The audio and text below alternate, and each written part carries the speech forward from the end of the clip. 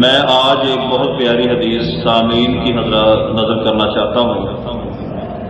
یہ حدیث سنن ابن ماجہ کی حدیث ہے، 800 نمبر۔ اس حدیث کو بیان کرنے والے حضرت ابو ہریرہ ہیں رضی اللہ تعالیٰ عنہ۔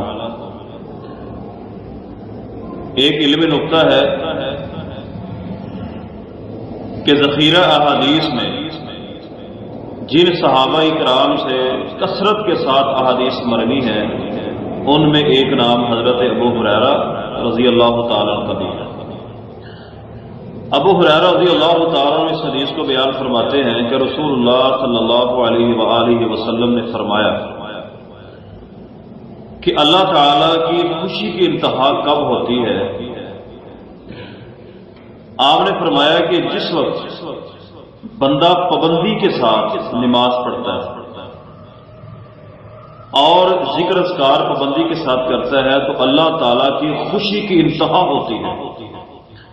اور آگے رسول اللہ صلی اللہ علیہ وسلم نے ایک مثال دی ہے کہ جس طرح ایک بندہ لمبے سفر سے واپس اپنے گھر میں آتا ہے تو گھر والوں کو خوشی ہوتی ہے، اس طرح اللہ تبارک و تعالیٰ کو اس بندے سے خوشی ہوتی ہے کہ جو بندہ اللہ کے گھر میں نماز کے لیے پابندی کے ساتھ آتا ہے۔ تو ناظرین کرام، سامعین محترم،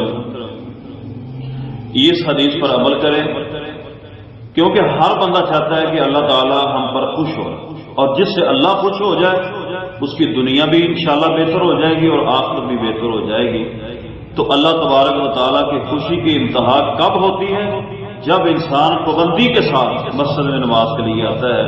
تو میرے بھائیوں اور سننے والے سامعین حضرات اور خواتین حضرات، بات یہ ہے کہ اس میں ہماری بہت زیادہ کوتاہی ہے۔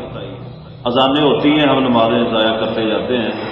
تو اللہ کے بندو اللہ سے معافی مانگے جو پیچھے ہو گیا ہے، تو اللہ پاک کے حضور ہم دعا کرتے ہیں کہ اللہ تبارک و تعالیٰ میں پابندی کے ساتھ 5 نمازیں اور مسنون اذکار کرنے کی توفیق عطا فرمائے۔